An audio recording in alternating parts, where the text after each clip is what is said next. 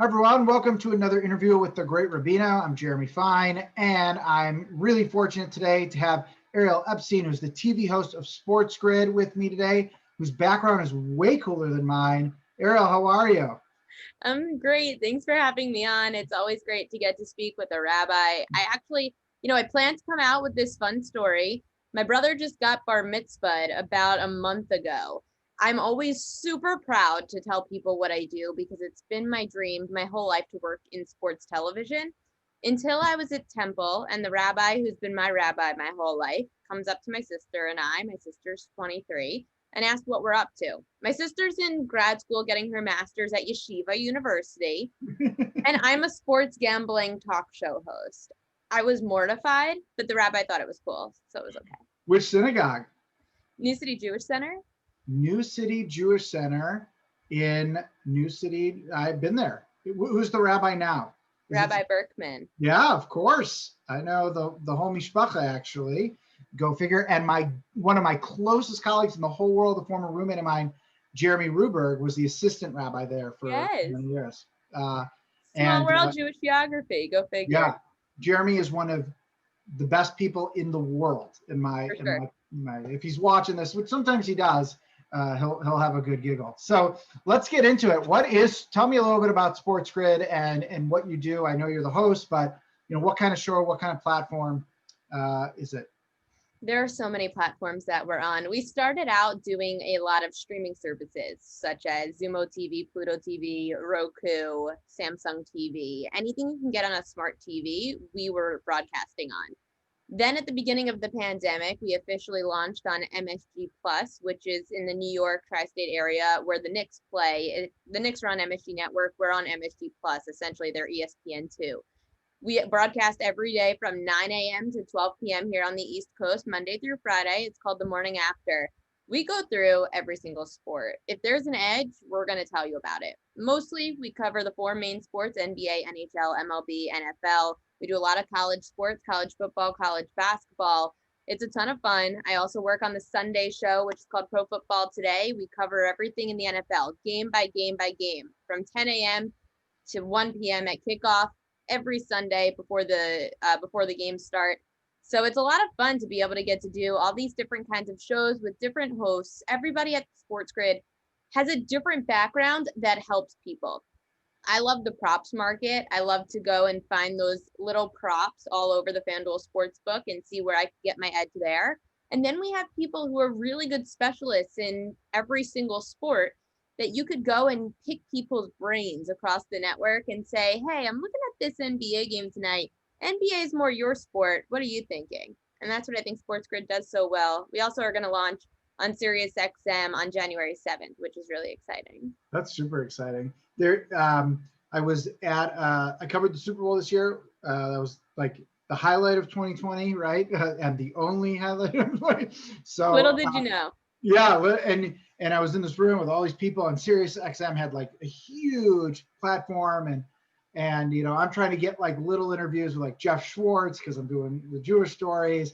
I got a picture with Aaron Donald, which was like, I was like, oh my goodness, like he was the nicest. I was so shocked how bubbly he was and kind, because he really is. I mean, he's a Hall of Famer right now. I couldn't imagine what I'd look like standing next to Aaron Donald. He's, I'm 6'3". So he's not that much bigger. I mean, when you meet guys who are like, the size of Jeff Schwartz is a big guy. I mean, he makes me feel small. Aaron Donald didn't make me feel that small, but he was super nice. You talked about sports betting. I'm a huge Bears fan. It is a critical week because they're playing the Packers. They win and they're in. Plus, it's the future of their quarterback. Mitch plays well and beats the Packers. He gets a new deal. I mean, I don't understand how he wouldn't. If he loses, he's probably out of a job. So can the Bears beat the Packers? Here's the thing. I would have said yes if the Packers weren't fighting for the 1 seed. Yet they have the Saints and the Seahawks sitting there at the 2 and the 3, chomping at the bit, hoping that the Packers lose at Soldier Field on Sunday. I don't see the Packers losing the game, just because if somebody came to you and said, hey, you get a week off if you just do a really good job at your job this week. Right. Wouldn't you work extra hard to get an entire week off? I think the Packers are going to come out in full force. They are a top 3 scoring unit in the NFL this year. The Bears offense, they've been reeling. Mitch Trubisky has been playing lights out. I did not expect them to put up over 30 last week. I thought they'd win.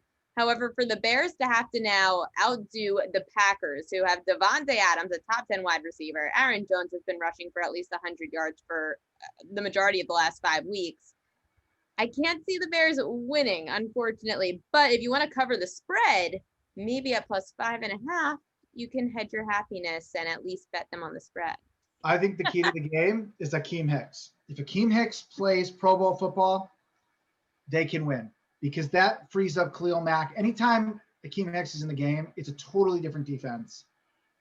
That's not saying anything. Khalil Mack's the best player, but he's getting double team plus a running back, chipping at him. I've loved David Montgomery too. Your running back the last few weeks. He's on all three of my fantasy teams. All 3 of my fantasy because the Matt Nagy just was like, oh wait, I have a Pro Bowl running back in the backfield. Maybe I should run him. That's worked out. And the Bears switched up their offensive line, which is what got those holes open up for Montgomery. And ever since that adjustment on offensive line, the Bears have now had Montgomery rush for at least 100 yards or at least 90 yards for 4 out of the last 5 weeks. Yeah, he's been good. All right, let's switch gears off the Bears. Let's talk about fantasy and betting, which you seem to be part of a group that experts. I have a dear friend who's in a part of DraftKings. So I've been around this, and I specifically want to talk about Las Vegas. And I think for years, there's just been this fear that if we open teams, and by we, I mean the country, open teams in Vegas, that it would somehow change the complexity. Everyone would become Pete Rose, basically. That was the feeling. And I never really understood that. So my question is, has Vegas changed sort of the feel of betting? And which I don't feel it has, because you can bet from your TV, maybe because of COVID, but you can bet from your screen. And 2, sort of, what's the future of like betting? How does, we had fantasy sports, which are so important. What do you see maybe being a next evolution in sports betting? For Vegas, getting sports teams, what I think it does, especially after when we reach the end of the COVID pandemic and people can start attending sporting events at full capacity again, what it does for Vegas is it brings in more tourism, which we've seen in the pandemic is what Vegas thrives off of. It's tourism, and they've been struggling because they're not getting the people traveling there, staying in all their hotels. It would have just added to the experience. If you're a Bears fan and the Bears are playing the Raiders, you might go to that game because it's a trip to Vegas. And that's what brings in tourism. That's where I see Vegas playing a factor in having sports teams. The Super Bowl being there, electric. What I think from a sports gambling perspective is that the repeal of PASPA was so huge. Being able to mobily bet from a cell phone in your living room is not only just about interaction for fans in sports, it's also for the states. They get to make so much extra money off this. New Jersey hit $960 million last month. They're going to hit $1 billion any second now. We're going to see New Jersey hit $1 billion. I think that New Jersey's going to lose some of that money because New York's going to end up putting in mobile wagering. It's killing a lot of these brick and mortars, which is where you'd physically go into the sports book and place your bet. Yet the mobile wagering component, especially because people can't interact with the games right now because they can't go. People are watching from home. They're sitting home bored. I have on my TV right now, Wake Forest, Wisconsin, because I'm sitting at home and it's just up on my television because I'm sitting at home working from home. I could go and place a bet on my phone if I lived in New Jersey, which I don't, I live in New York. But if I lived in New Jersey right now, I could sit here and live bet this game and say, I think Wake Forest is going to come back. And I could bet Wake Forest at +8, whatever it might be on FanDuel. People are sitting home and just looking for a way to have fun with sports. The need was there when their sports went on the hiatus. And I just think that the more that we see states start to legalize mobile wagering, we're going to start to see sports betting explode. And its relationship with fantasy is what's important because FanDuel and DraftKings they've been able to establish themselves as mainstream books from a fantasy perspective. They gain the respect of government on a state level. And now they're able to say, hey, we can do sports betting. And we've already proven to you that daily fantasy is allowed to be legalized and people can play it. And we're not going to essentially get you into any trouble. We just want to legalize sports betting and make you more money. And I think that the sports books through daily fantasy were able to establish that kind of relationship with the states. Yeah, it seems to me that like it like just like before sports betting, it takes a bad apple to hurt things. I mean, I'm a big fan of the movie Blue Chips, right? And this, the taking money and stuff like that, and in that, and that's what's going to change sports. I'm a big, anyone who knows me knows I'm a big WWE, AEW wrestling fan, right? I never understood how your friends could bet, but I never understood how that was legal. Like Vince McMahon knows the end, right? We saw last week, what was the football game that was crazy? When the Raiders lost last week, who did they lose to? Miami. Miami, right? Thank you. Because they lose to Miami. I'm freaking out. My wife's sleeping. I'm like jumping. I'm like, this is the craziest game ever, right? And I was so, you don't know what's going to happen, but WWE you can. So as long as you don't jeopardize the integrity of the game, then it's free will. People should do what they choose to do with their money. It's that's about the purity of the sport, which I don't think any fans want to lose. Real fans, if they found out a game was the bad apple, but I think too what's helped in a weird and crazy way is COVID-19. New York needs money. They are billions of dollars in debt. If New York legalizes mobile sports wagering, they will make $1 billion faster than any state did in the entire country. New York will take money from Jersey. And I think that Governor Cuomo of New York is looking at sports wagering. He's said it in press conferences between that and marijuana, but I'm going to focus on sports gambling. He said it that it's something he's looking at. And Senator Joseph Adabo, who we speak with a lot on our network, he's been the biggest advocate for it, for sports gambling. And he said that he's never felt it's been closer. In fact, many sources have told our network that they're thinking that by the end of the second quarter, that sports wagering mobily is going to be legalized in New York. They're just in such a need for money. Yeah, absolutely. I agree. I think a lot of these states, after this, the only way they come out of it are the two areas in which you spoke about, where it's quick cash, it's entertainment, and there doesn't seem to be, there's only a detriment if you overdo it. There's not such a detriment if you people are doing it anyway. They're doing it no, that's the point. Exactly. There are people doing it illegally. You might as well watch it. And I made this point to a friend of mine who tried to place I think it was $1,250 on the Knicks to make the playoffs at plus 1,300, which the payout was almost like 20 grand. And it wouldn't let him do it on FanDuel. I said, because they cap you out for certain payments online. Because this is what happens when you do an official book. They're not a bookie that's willing to do all these crazy things. Right. FanDuel is being watched by governments on state levels, on whatever level that they are being monitored by. The FanDuel Sportsbook, DraftKings, etc. They're under a very big microscope. They're not going to let people do all these crazy kinds of bets with huge payouts unless you're in person doing it and you're some crazy sharp bettor who's very respected by the sports books. Yeah. I think that it's a good opportunity, and I think that these books have built up a good enough reputation that they're going to try their best to limit. And I think that what the president of the Yankees, Randy Levine, he actually came out and wrote an editorial piece about New York legalizing mobile sports wagering. He said not only will it help the states, he said now these restaurants can all put these ticket windows in their own restaurant. Let's say you go to River Avenue in the Bronx and you can go to one of the sports bars and place a wager. They can make some money off that too. And Yankee Stadium, I'm sure, would do what DC did for a Capital One Arena. You can go buy a ticket for the game and place your bet at the same time at the window. Yeah, it's going to change sports and how we interact with it. Absolutely. So let's talk about also, you cover a lot of sports. We were talking about before this, you and I, that a lot of sportscasters and TV hosts or media personality. Andy Katz covers college basketball. Adam Schefter covers football. You seem to have your toes in WNBA, NFL, all over the place. And just reading your bio, you haven't either you have you can't sit still, which is possible. I don't know you well enough, or you just have a passion for sports. So why are you covering so many? And have you ever felt of like specializing in one?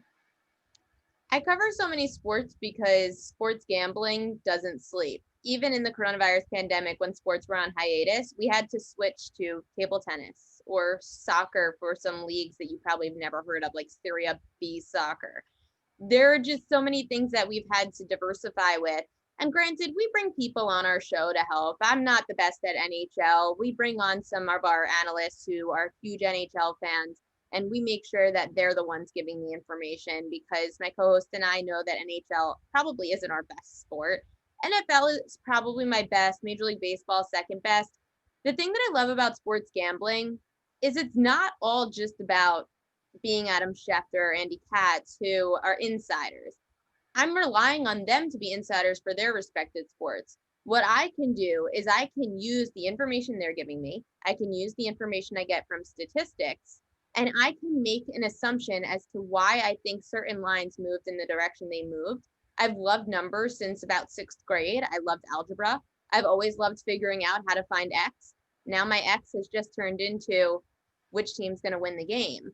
And I just try to take all the numbers and all the information, and I try to figure out what the best possible outcome is. And I love doing it for the props market too. In the props market, I find the team defensively that's the worst, and I find the player on the team that they're facing that's the best at exposing what that team's bad at, and then I bet the prop that correlates.